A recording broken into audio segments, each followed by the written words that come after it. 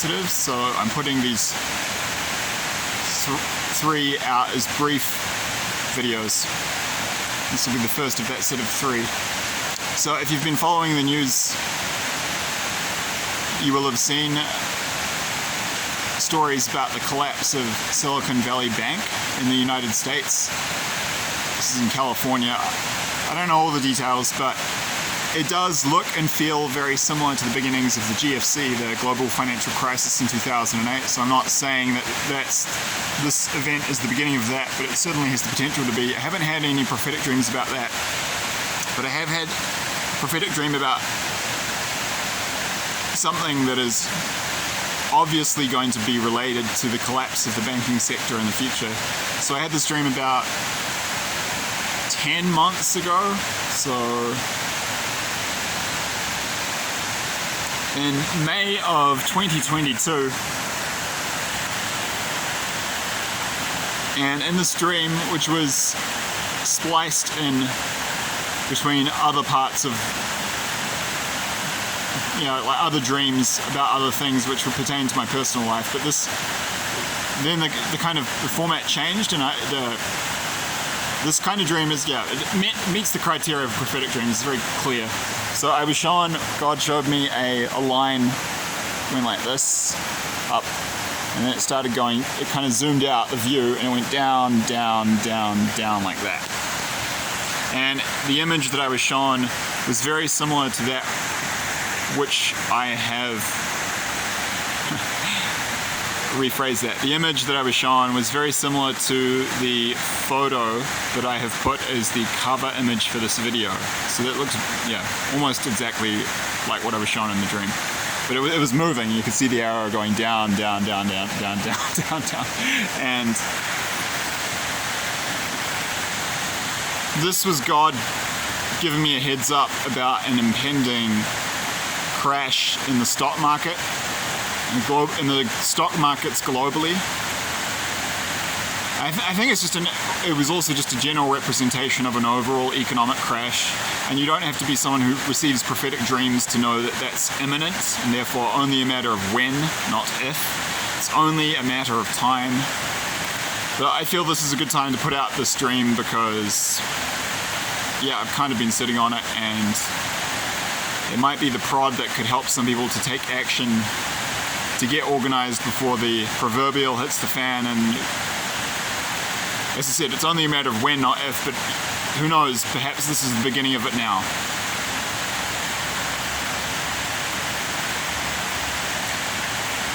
So I've done a little research and snooping around on the channels for other people who have prophetic dreams from God about this series of events at this time of history of which we're moving into, and I put links to some of these in the description box below. I don't know how many I'll put, because I'll do it after I shoot this video. I'll put at least 2, and I'll put at least one from this channel called We Are in the Last Days, and this is an American guy. He sounds like he's around my age, and he's a former US soldier. He's a combat veteran, and I think he's a little older than me actually. And he's had prophetic dreams about the same stuff I have with regards to the invasion of the continental United States during World War III, and God has given him dreams about a banking collapse and some quite specific details around that, so that's worth checking out. And I will throw in some other videos of prophetic dreams from people who have had dreams about the same thing. And you'll see there is a general theme around history repeating itself with regards to the Great Depression in the 1930s, where the banks just screwed everyone over and when the economy tanked. And it's important to understand it as civilization, the West, and the Anglo-Saxon branch of the Western civilization in particular, seems to have mostly, if not completely, lost the collective cultural memory of the events of the Great Depression. So my mother's father, so my grandfather on my maternal line, Lester, lived in a small New Zealand town called Levin, which is about 80 kilometres north of New Zealand's capital city of Wellington, in the Hodowhenua district of the lower southwest corner of New Zealand's North Island. And we would visit their place in the early to mid, right through the 90s. He passed away in 2002. And I always remember they had this thriving vegetable patch at the bottom of their garden. And he was a really good guy, my grandfather Lester, and he never trusted the banks. He was very thrifty and frugal with his money, and very, shrewd, good investor.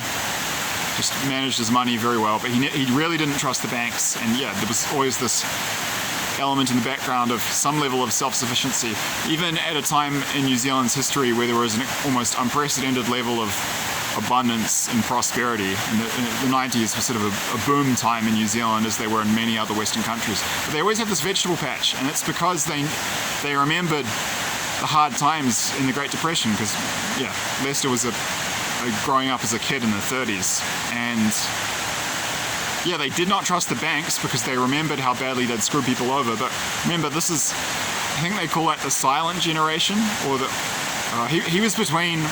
Okay, so my grandfather's was just a little too young to fight in World War II, so I'm not sure they were sort of in between. I think this what you call the silent generation and the greatest generation. And then it's boomers, Generation X, millennials, Zoomers, Alpha, in terms of the cohorts of generations. And boomers, X, millennials, Zoomers. Well, they're still just kids and teenagers, really, the Zoomers. But most of us don't have this understanding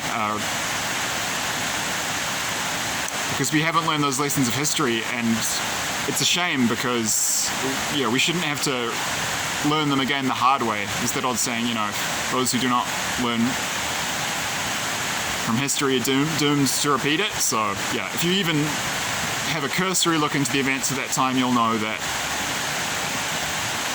you shouldn't really trust banks. And I don't think, okay, so I will make this disclaimer very clearly. I always do this, but just to cover my ass. But obviously you are responsible for your own decisions, so but especially as regards financial matters. But that said, I would be very wary of having a lot of money in the banks right now. I personally would look at having a lot of money in cash, but not have much of the banks. In the banks, and I would look to move more into hard assets. And I don't need to go over the details of the recommendations I would give to people for steps to take to prepare for a financial crisis, because I've been over that in exhaustive detail ad nauseum in many, many different videos over the last 18 months. You can go have a look at my videos on those topics if you want more detail. But I forget when it happened. I think it was 2008 in Cyprus in the Mediterranean. People woke up one morning and 40% of the money in their bank accounts was gone, and that's because the government had taken it to bail out the banks. So there were bailouts, but you're going to bail out the banks directly this time. So actually we did indirectly through our taxes in the GFC in 2008. But this time they're just going to take your money, I think. And I mean, I'm not kidding. If you look into the legal aspect of this, for example, in New Zealand, little old New Zealand, even there, politicians quietly put through legislation early last decade to get ready for bail-ins, so that when the banks fail, they'll just take your money. And I think that's probably what's going to happen. If you look at the videos in the description box below of Prophetic Dreams from God, from other people who have been having the same visions that I have, who are legitimate, they've seen that this will happen in the US, and they'll just shut the banks one Friday, and then by the time they let you back into your bank accounts, at least half of your money will be gone. So I don't recommend trusting the banks. You want to be as autonomous as possible and have as much direct control over your finances as possible.